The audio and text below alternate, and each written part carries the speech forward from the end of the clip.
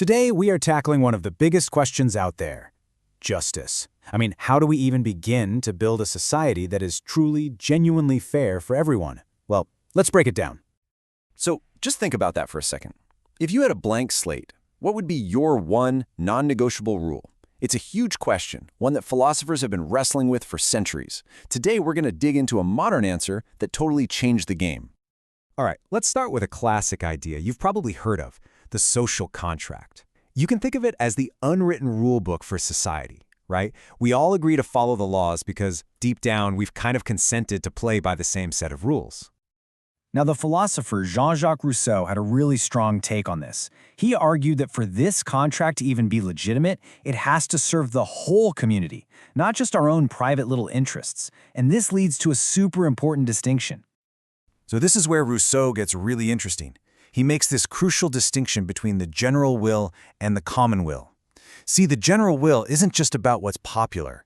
It's about what is genuinely best for everyone. The common will, on the other hand, well, that's just what a majority of people want for themselves. It's the huge difference between asking what's good for us versus, hey, what's in it for me? Okay, so fast forward to the 20th century, and this whole social contract idea gets a massive revolutionary upgrade from a philosopher who gave us a powerful new tool to think about this whole problem. And that figure is John Rawls. What he did was propose this brilliant thought experiment. It's designed to help us figure out what a truly fair society would actually look like, basically by forcing us to step outside of our own biases and self-interest. And he breaks it down into 3 pretty simple steps. First, you have to imagine yourself in what he calls the original position. Think of it like a starting line for society. And then, and this is the key part, you step behind the veil of ignorance. So behind this imaginary veil, you have absolutely no idea who you're going to be in the society you're designing. You don't know your age, your gender, your wealth, your talents, nothing.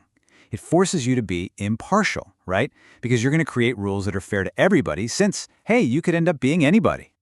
Now, Rawls argued that from this impartial position, every single one of us would agree on 2 core principles. First, and this is the top priority, everyone gets the same basic liberties, freedom of speech, and all that. That's non-negotiable. Second, any social or economic inequalities are only okay if, and it's a big if, they meet 2 really tough conditions.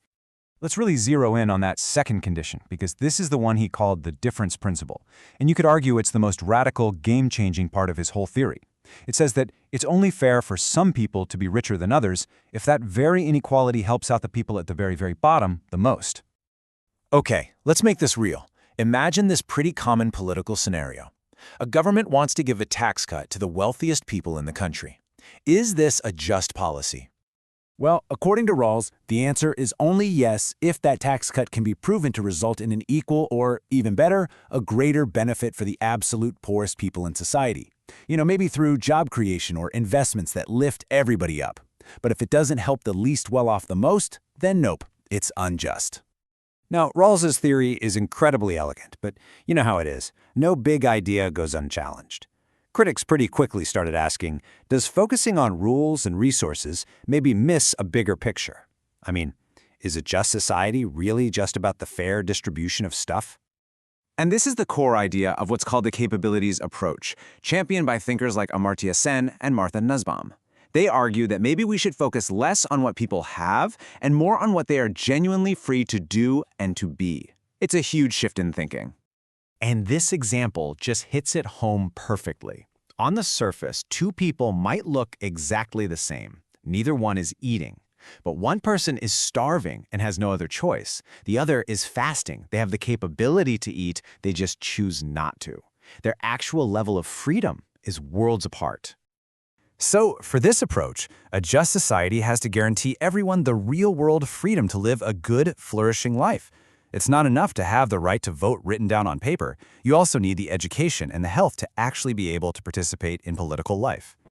But, okay, other critics pointed out that Rawls's model, this abstract person behind a veil, might be overlooking some really deep-seated power structures and maybe the importance of our group identities. And this is where feminist philosophers like Susan Moller-Oken came in with a really powerful question. See, Rawls's principles were for the basic structure of society, like the government, the economy. But what about the private sphere? What about the family?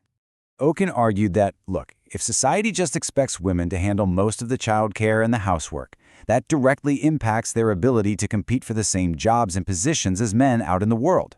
Justice has to start in the home. Otherwise, this idea of fair equality of opportunity is just, well, it's just an illusion. Then you have the multiculturalist perspective, which offers another really interesting challenge. It questions the whole idea of trying to create one single universal framework for everybody. I mean, Rawls was looking for a consensus, but what if that process accidentally erases the very cultural differences that give our lives meaning? Thinkers like Bhikkhu Parekh argue for a salad bowl instead of a melting pot.